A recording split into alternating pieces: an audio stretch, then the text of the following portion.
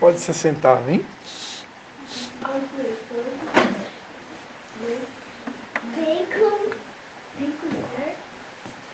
Vão ficar agarradinhos vocês duas aí? É mãe e filha?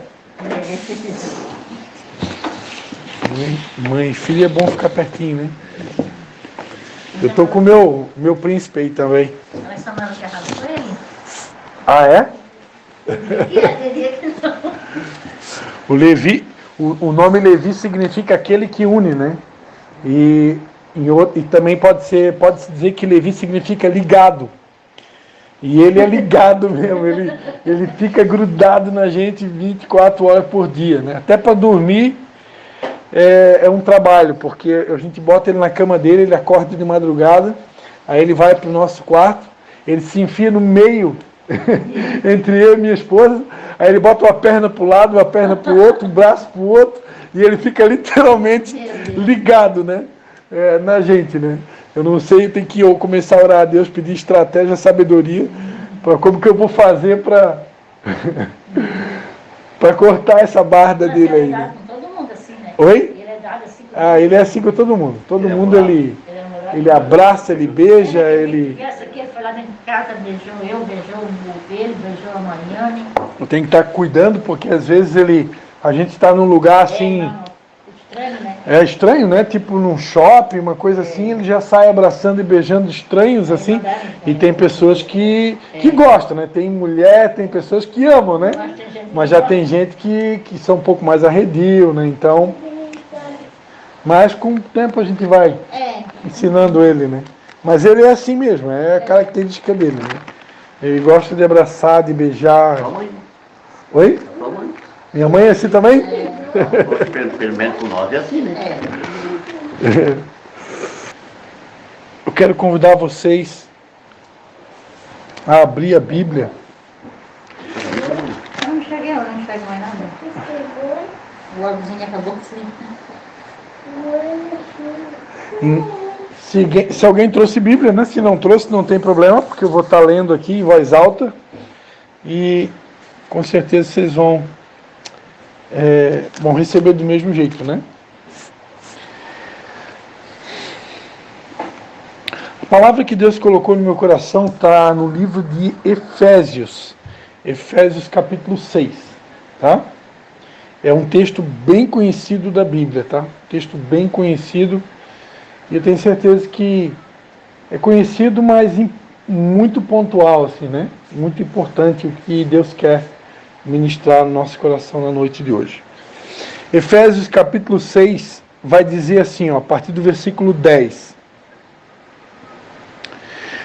No demais, irmãos meus, fortalecei-vos no Senhor e na força do seu poder. Revesti-vos de toda a armadura de Deus, para que possais estar firmes contra as astutas ciladas do diabo.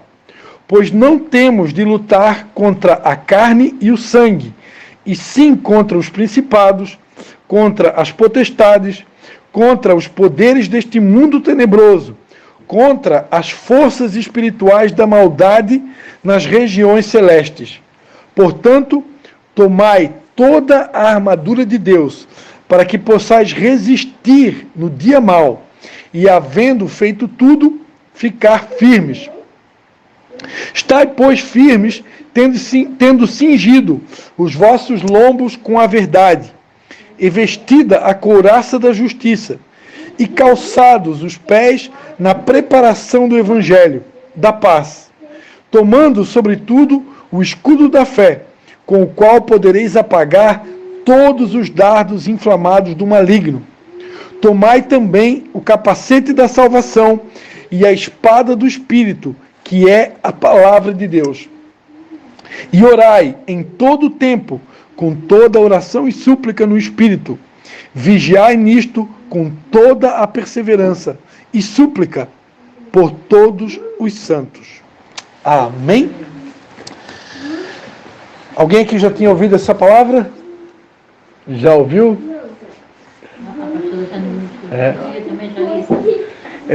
Essa palavra pode-se dizer que é uma palavra clássica, né, da Bíblia, porque é muito comum, né? Homens e mulheres de Deus, é muito comum os pregadores citar esse texto, né? O detalhe é que nem sempre, né? Cada pregador tem um jeito de pregar, né? Cada pregador tem um jeito de anunciar, né? E tudo certo, hein, Maiane? Tá cansadinha? Cada pregador tem um jeito, né?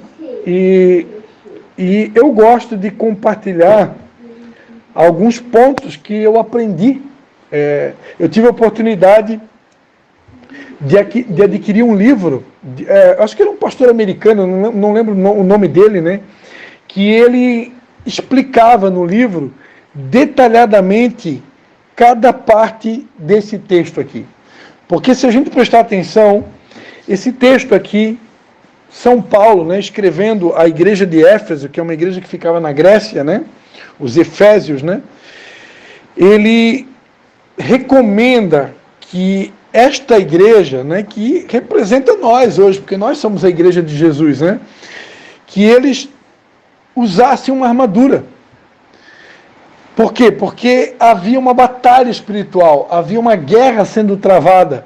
E essa guerra, ele deixa claro aqui, que essa guerra não era contra pessoas de carne e de sangue, mas era uma batalha espiritual, que era travada nas regiões celestes. Não era uma guerra, uma batalha contra homens de carne e sangue, ou seja, não era uma guerra contra pessoas.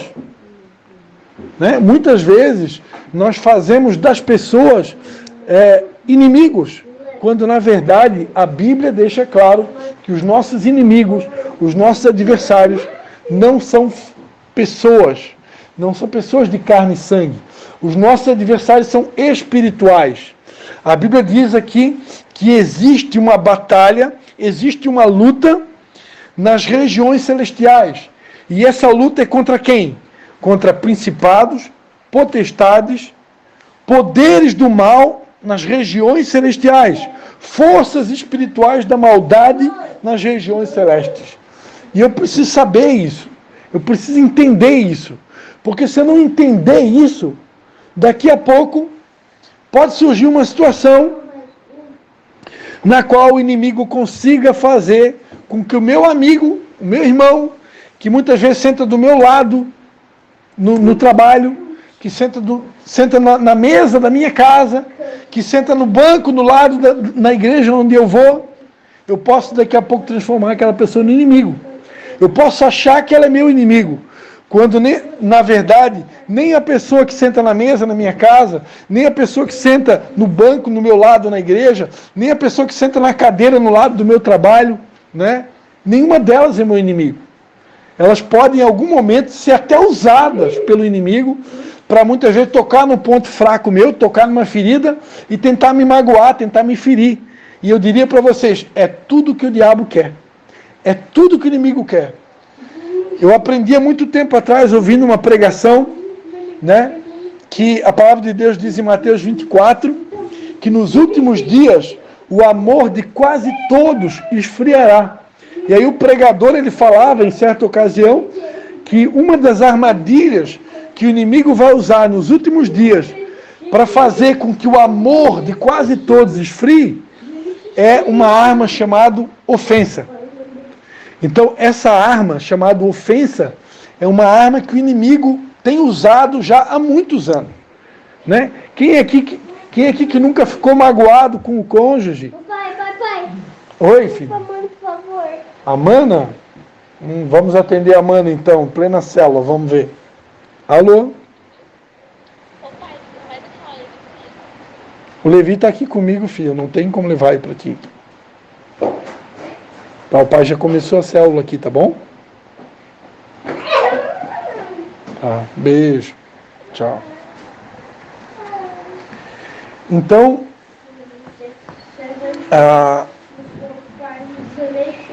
como eu estava falando para vocês, né? Uma das maiores estratégias do inimigo de tentar paralisar a igreja de Jesus, tentar produzir, ó filho aqui, ó, produzir frieza no nosso coração, esfriar a igreja de Jesus, né? porque está escrito que o amor de quase todos esfriará, né? É através da arma chamada ofensa. Né? Então, como eu estava falando, quem aqui nunca foi ofendido pelo cônjuge? Quem nunca foi ofendido por um pai, por uma mãe, por um filho, né? Quem nunca foi ofendido por um professor, né? Que agora está na moda agora, né? E quem nunca foi ofendido por um aluno, né? Porque agora os alunos não respeitam mais o professor que nem na nossa época, né? Quem nunca foi ofendido por um patrão nervoso, que chegou amargo no trabalho, né? Talvez alguém aqui já tenha sido ofendido até por um pastor. Pelo meu pai é difícil, né? Pela minha mãe, mas é também difícil também, né? Também é difícil. Mas quem aqui nunca foi ofendido por um colega de trabalho, né? Por um parente? Então, a ofensa é uma arma que o inimigo usa muitas vezes para nos atingir. E, infelizmente, se a gente não vigiar, nós engolimos a isca, né, do inimigo. E tudo que o inimigo quer é que a gente engula a isca da ofensa. Né? E, principalmente, o que o inimigo mais quer é que a gente faça dessa pessoa que nos ofendeu um inimigo. Quando, na verdade, ele não é meu inimigo. Ele não é meu adversário. Muitas vezes existem situações que surgem, conflitos que surgem no relacionamento a dois, no casamento, no trabalho, na igreja, na escola, na família. Esses conflitos vêm para quê? Para que haja uma solução. Sempre isso eu aprendi num retiro de pastores que eu fiz há muitos anos atrás, bem no começo do meu ministério. Todas as vezes, um pastor americano estava pregando lá em São Bento do Sul. Todas as vezes que Deus permite um conflito, o conflito ele vem para que haja uma solução. O conflito ele vem para forçar o diálogo. Porque muitas vezes está faltando diálogo no casamento, está faltando diálogo na família, falta diálogo no trabalho, falta diálogo na igreja. E quando falta diálogo, muitas vezes vai dar problema, vai ter conflito. E o conflito ele vem para forçar o diálogo, para que haja uma solução.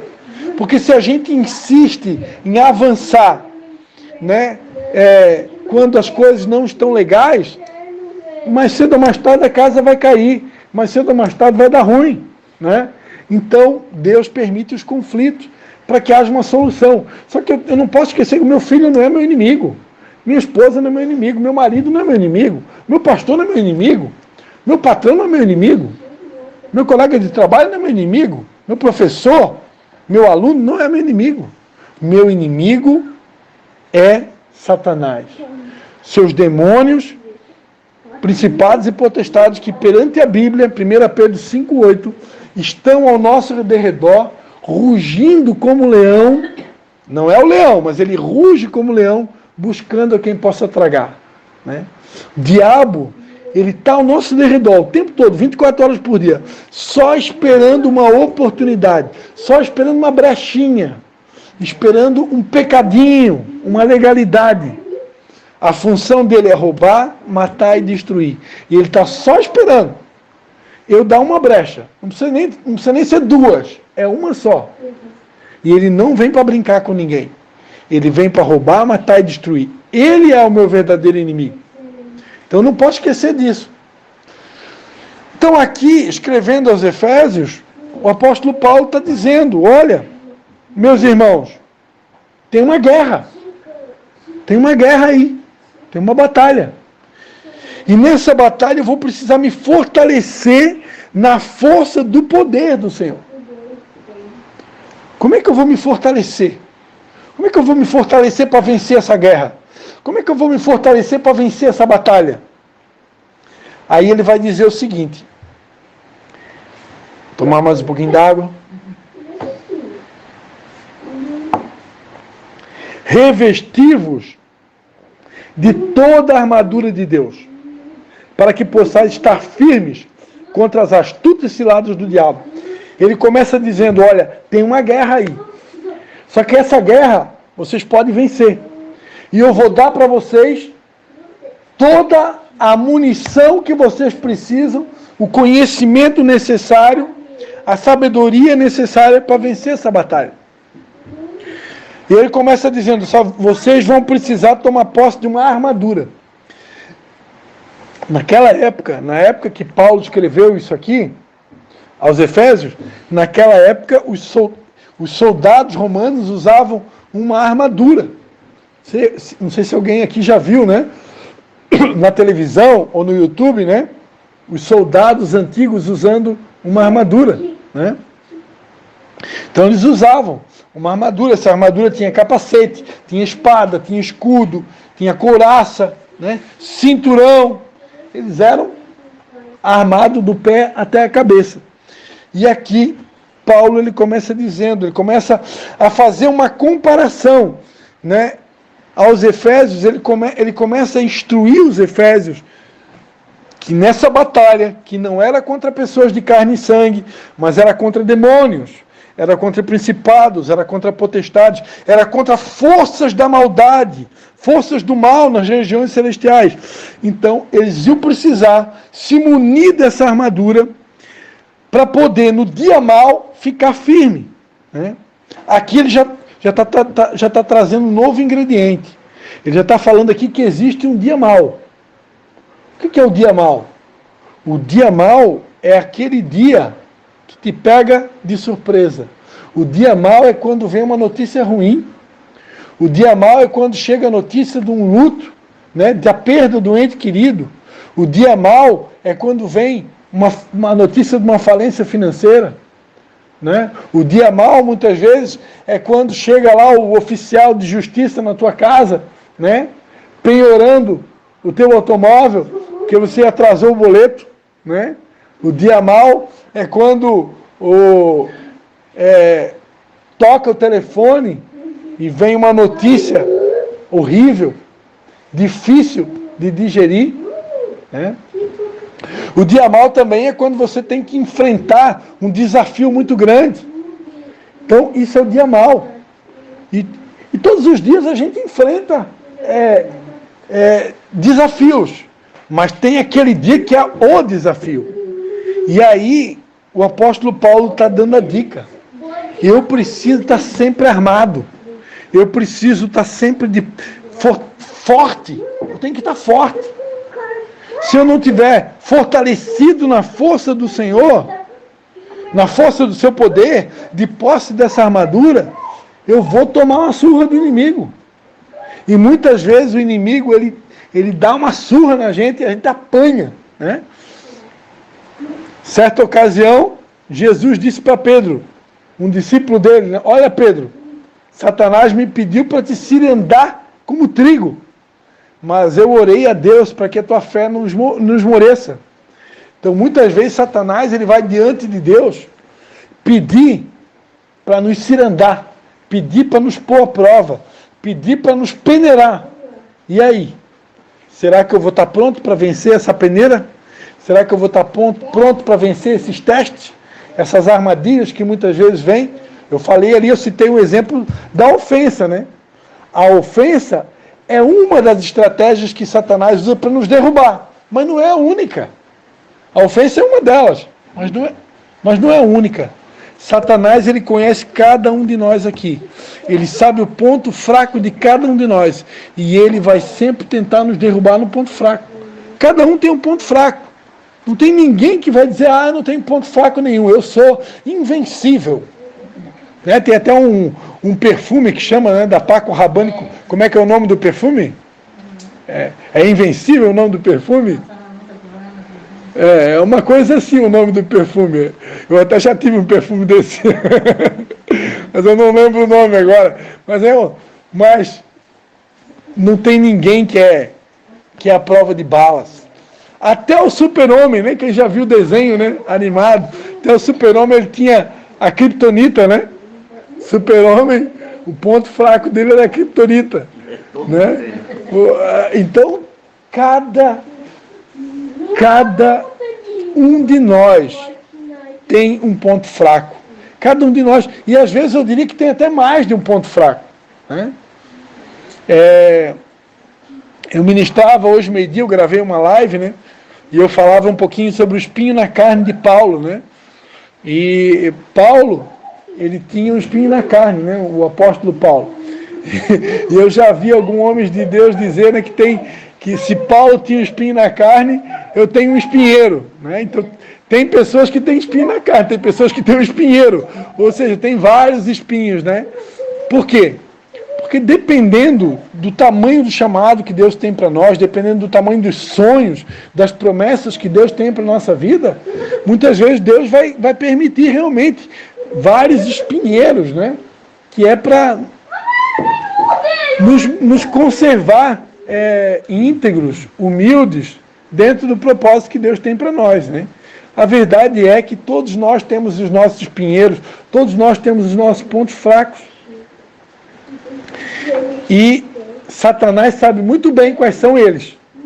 E ele vai tentar de todas as maneiras nos derrubar. Como é que Satanás vai nos derrubar? Ele tentando fazer a gente pecar.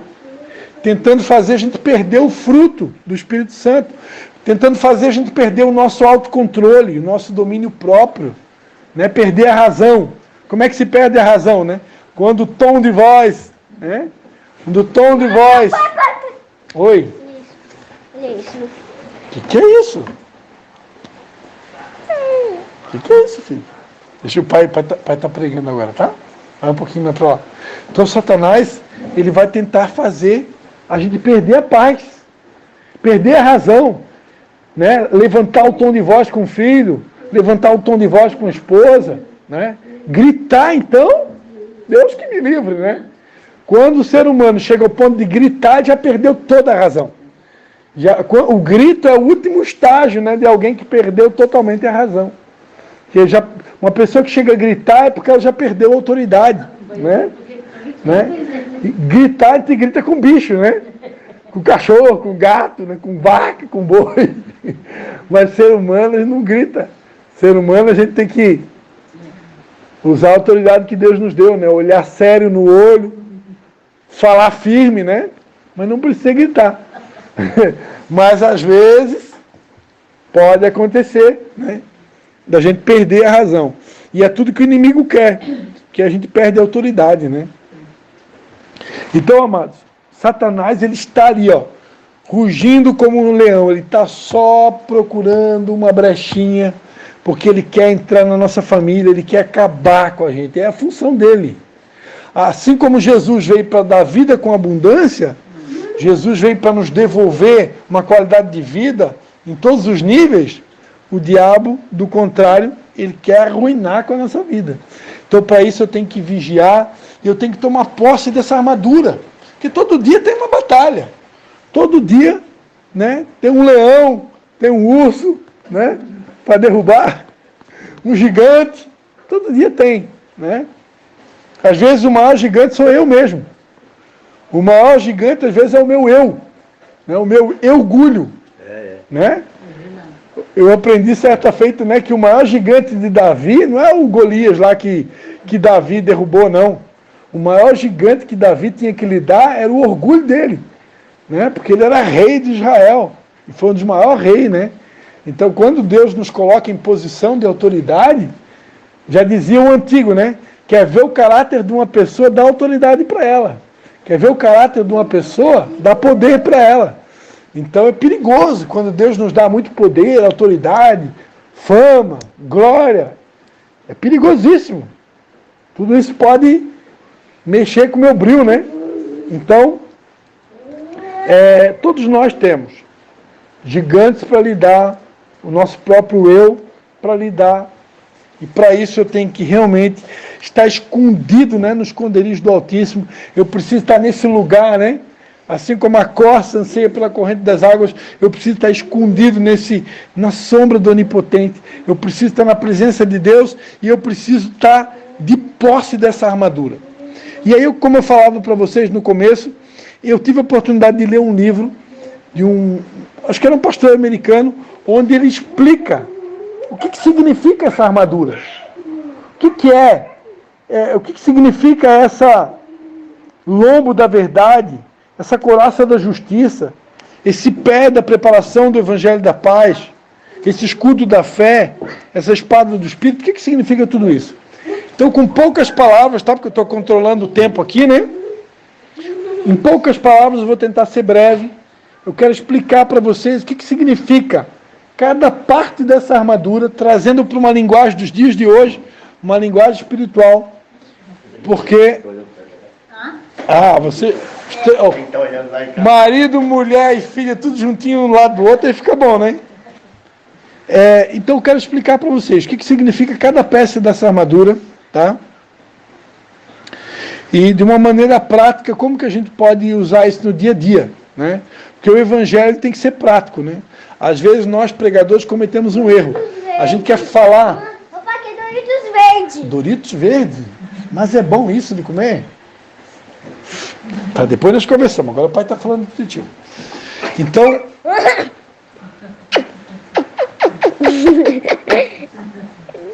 Deu. Agora deu.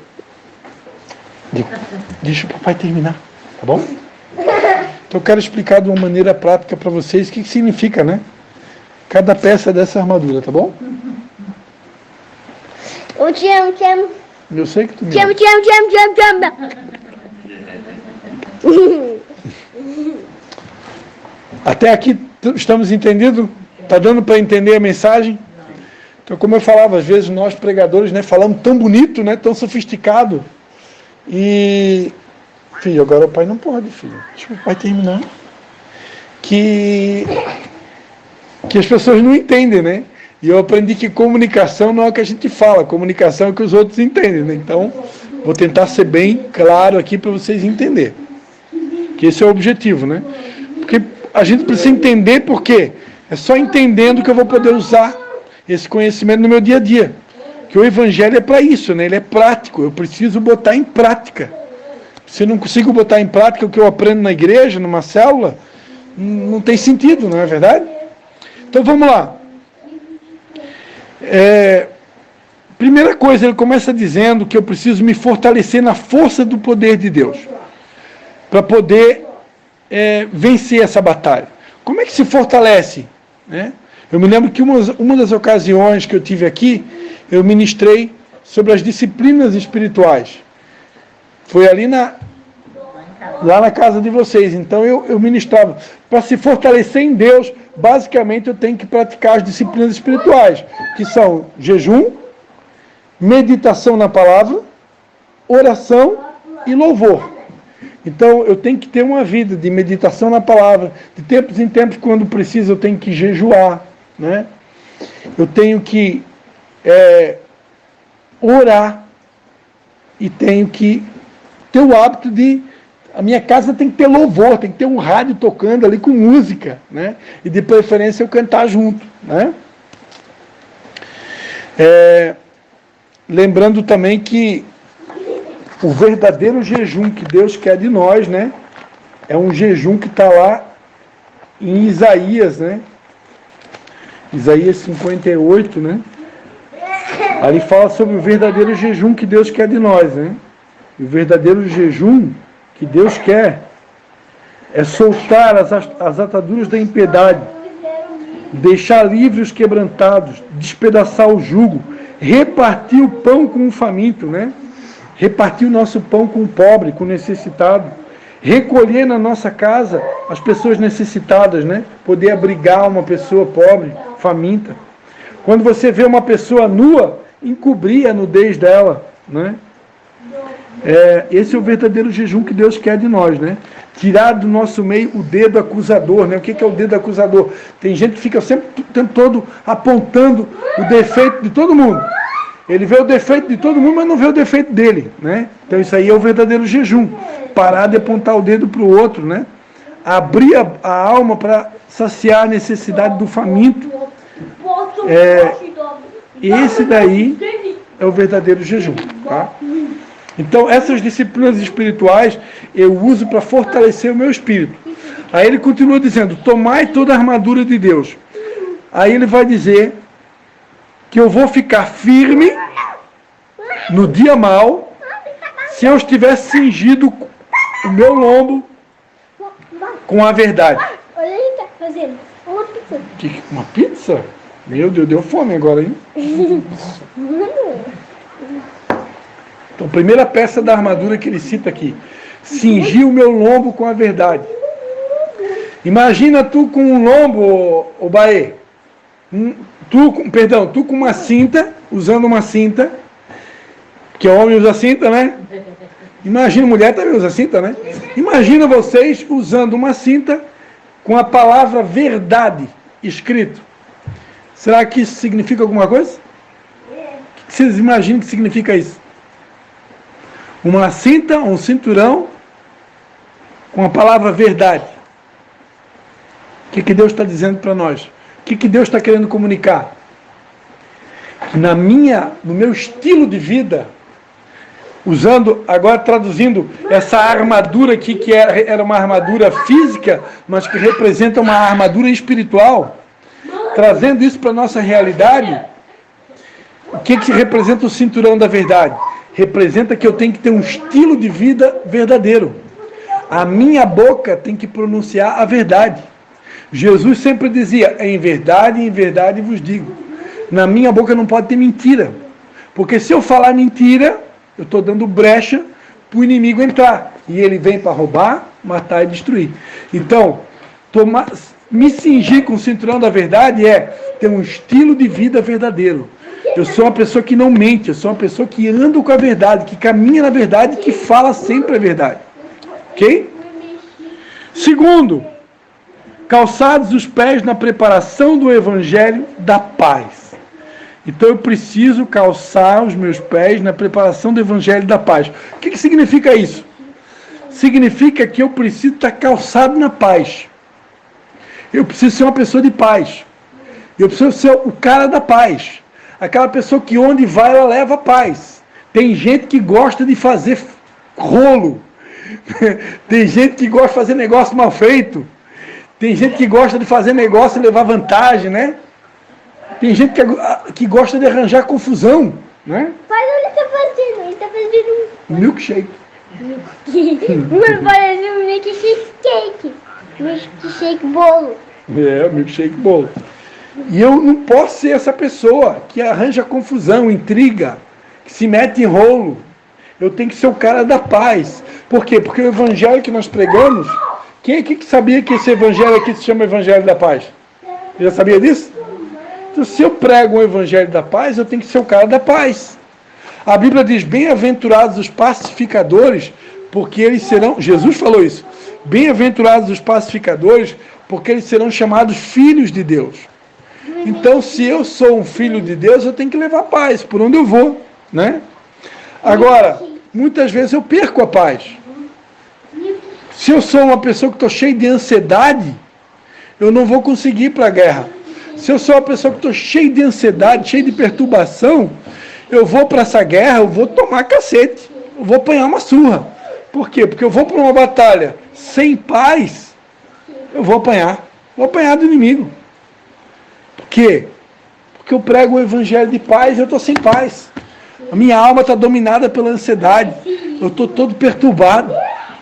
Então, eu preciso gastar mais tempo na presença de Deus para recuperar a minha paz.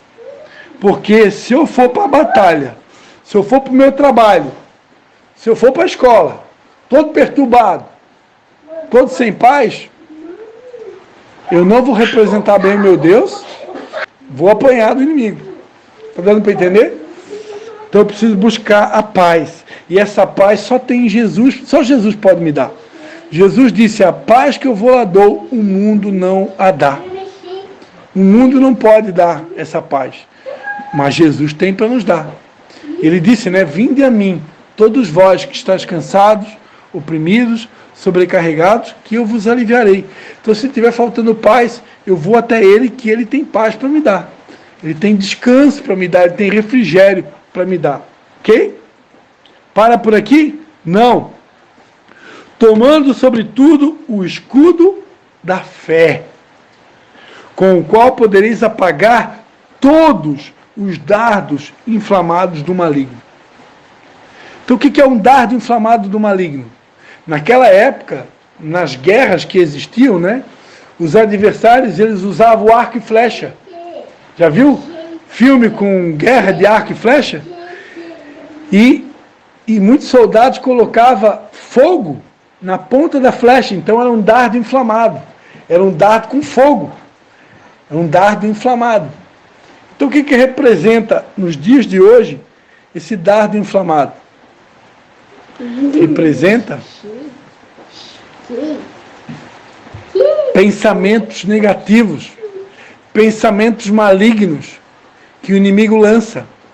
Muitas vezes o diabo lança pensamentos de morte, pensamentos de derrota, pensamentos de desânimo, pensamentos de incredulidade, pensamentos de dúvida, pensamentos de medo, pensamentos de tristeza. O diabo ele é especialista em envenenar a nossa mente com pensamentos do inferno. Por quê? Porque o campo de batalha é na nossa mente. Aqui na nossa mente você vence a batalha ou você perde. É na mente que o inimigo nos derrota. Tem até um livro muito vendido chamado O Campo de Batalha da Mente. Tudo isso, mano. Olha isso. Tá, depois nós vamos ver isso aí. Então tem até um livro que é um dos livros mais vendidos no mundo hoje, de uma pastora chamada Joyce Meyer, chamado O Campo de Batalha da Mente. Eu tenho esse livro e eu recomendo. Todo mundo deveria ter esse livro. Depois da Bíblia, é um livro de cabeceira. Campo de Batalha da Mente, de Joyce Meyer. É fantástico. Ali ela mostra que é na mente que o diabo derrota as pessoas. Por isso que São Paulo, escrevendo aos Romanos, ele diz, olha, irmãos, eu rogo que vocês apresentem os corpos de vocês como sacrifício vivo, santo e agradável a Deus, que é o culto racional de vocês, e que vocês não se conformem com esse mundo que está aí, mas transformem a mente de vocês, renovem a mente de vocês com a palavra, né? Porque a nossa mente, ela tem que ser renovada dia após dia. Porque se eu não renovar a minha mente, o inimigo ele faz uma festa na minha mente. É na mente que ele destrói o ser humano. Então, eu tenho que encher a minha mente de pensamentos bons. Eu tenho que encher a minha mente de coisa boa. Tenho que encher a minha mente da palavra de Deus. Porque aqui diz que eu vou apagar os dardos inflamados do maligno com um escudo. E que escudo? É o escudo da fé. Ou seja, em outras palavras, eu preciso estar cheio de fé. É a fé que faz eu vencer o maligno. É a fé que faz eu vencer os pensamentos negativos, pensamentos de desânimo, pensamentos de medo, pensamentos de incredulidade, pensamentos do inferno. Agora, como é que eu me encho de fé? A Bíblia diz que a fé vem pelo ouvir e ouvir a palavra de Deus. Então, só tem um ingrediente, só tem um jeito de ter fé. Eu tenho que gastar tempo meditando na palavra, comendo dessa palavra, lendo essa palavra, ouvindo pregações, lendo livros, não um livro qualquer, mas livros que estão cheios de versículos, cheios da palavra. Eu tenho que me encher da palavra. Senão eu sou uma presa fácil na mão do inimigo. Um crente que não se alimenta da palavra é um crente desnutrido. É um crente raquítico. É um crente que vai para a guerra desnutrido, ele vai apanhar. Né? É um crente anêmico. Vai ficar com anemia espiritual. E uma pessoa com anemia, vai dar ruim ou vai dar bom? Vai dar ruim. Para por aqui? Não. Tomai também, estou encerrando, tá? Estou indo para o finalzinho. Tomai também o capacete da salvação e a espada do Espírito, que é a palavra de Deus. Aqui vem mais uma chave importante nessa batalha do dia a dia. Sobretudo no dia mau.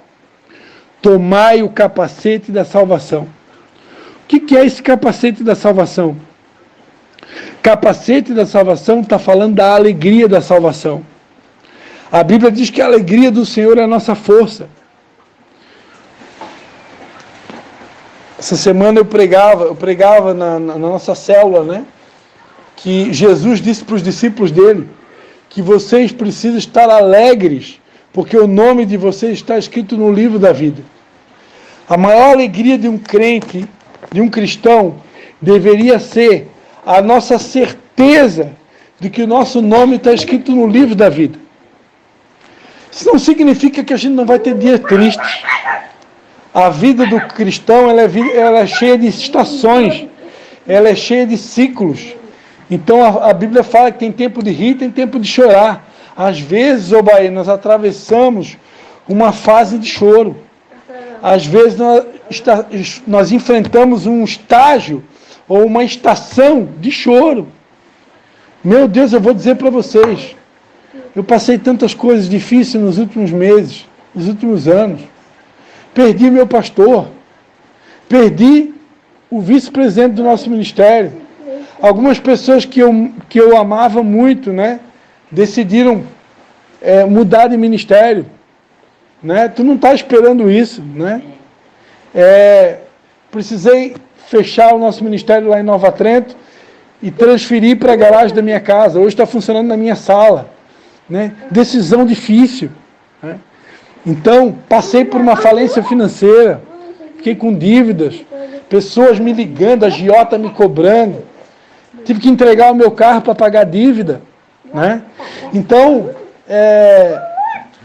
situações como essa, né? O teu nome fica sujo no Serasa. Então, situações como essa acabam com a gente. Então, você passa um inverno longo. Então, é difícil encontrar força para você ficar rindo o tempo todo. E não tem como rir o tempo todo, não tem como você sorrir o tempo todo, porque você é um ser humano. Né? É tanta pancada que você leva, que tem hora que você consegue fazer chorar. Mas ainda assim, Deus espera que eu possa me fortalecer nele, me animar nele, para superar todas essas guerras e lembrar que a minha maior fonte de alegria é o fato que o meu nome está escrito no livro da vida. Que tudo nesse mundo vai passar. Mas aquele que tem o nome no livro da vida, um dia eu vou me encontrar com o meu mestre. Ele vai me tomar no colo, ele vai me abraçar, ele vai me beijar, e o abraço dele vai ser mais forte do que o Levi.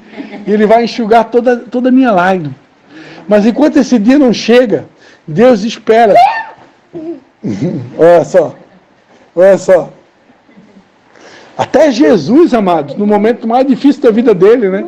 Ele precisou do Simão Sirineu, né? Para ajudar a carregar a cruz. Todos nós, Deus coloca o Simão Sirineu, né? O meu Simão Sirineu é o Levi, né? Olha esse maluco. Esse meu chiclete aqui. Mas é isso. Melancia. Deixa o pai terminar agora, tá? Só chega um pouquinho para lá. O pai está quase terminando, aí nós já vamos. Então, queridos,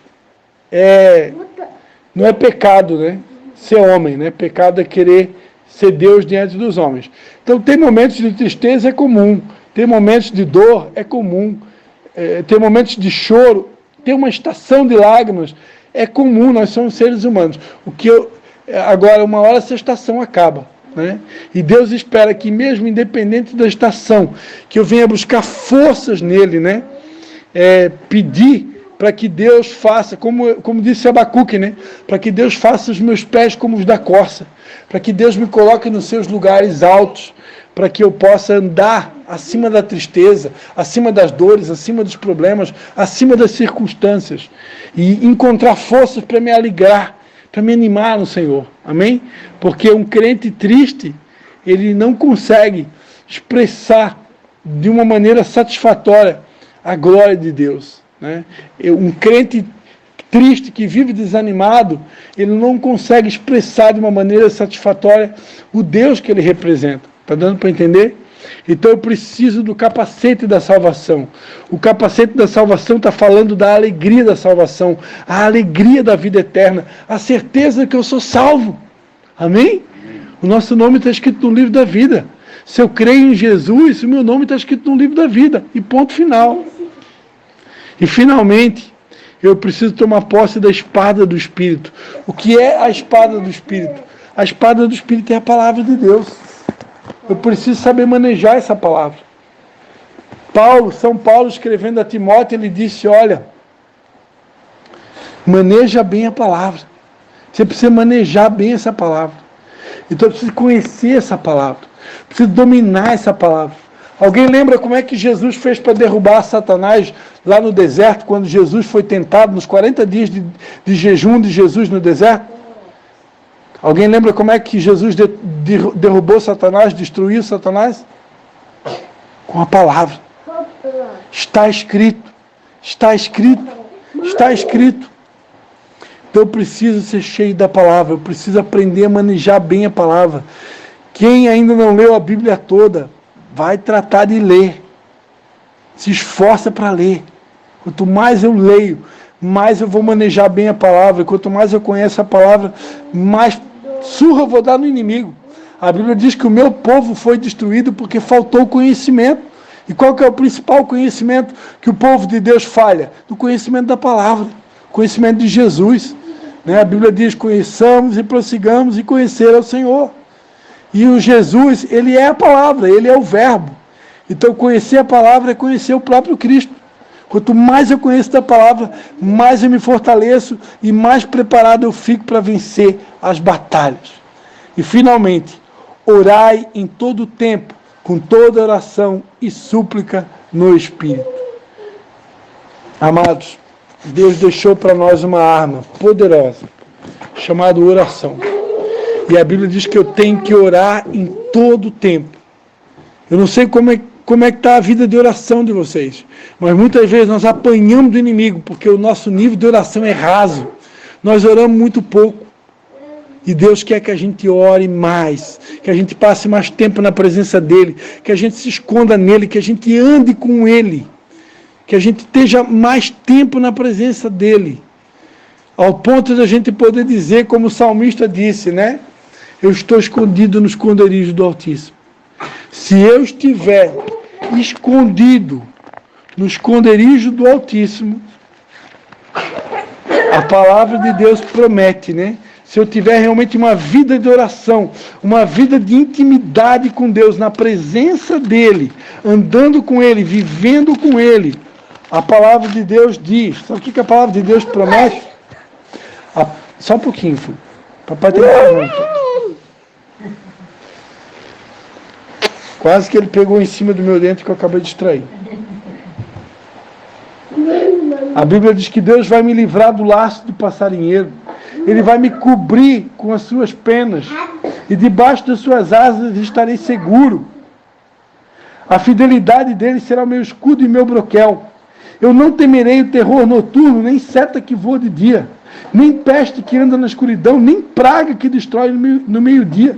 1000 cairão ao meu lado, 10.000 à minha direita, eu não serei atingido. Somente com os meus olhos eu contemplarei e verei a recompensa dos ímpios. Se eu fizer do Senhor o meu refúgio, do Altíssimo a minha habitação, nenhum mal me sucederá, nem praga alguma chegará à minha tenda. Pois aos seus anjos ele dará ordem a meu respeito, para que me guarde em todos os meus caminhos. Os anjos do Senhor me sustentarão nas suas mãos, para que eu não tropece em alguma pedra. Pisarei o leão e a áspide, calcarei os pés, o grande leão e a serpente. Porque ele me ama, diz o Senhor, eu o livrarei. O Senhor vai me colocar num lugar alto, porque eu conheço o nome dele. Então eu o invocarei e ele me responderá.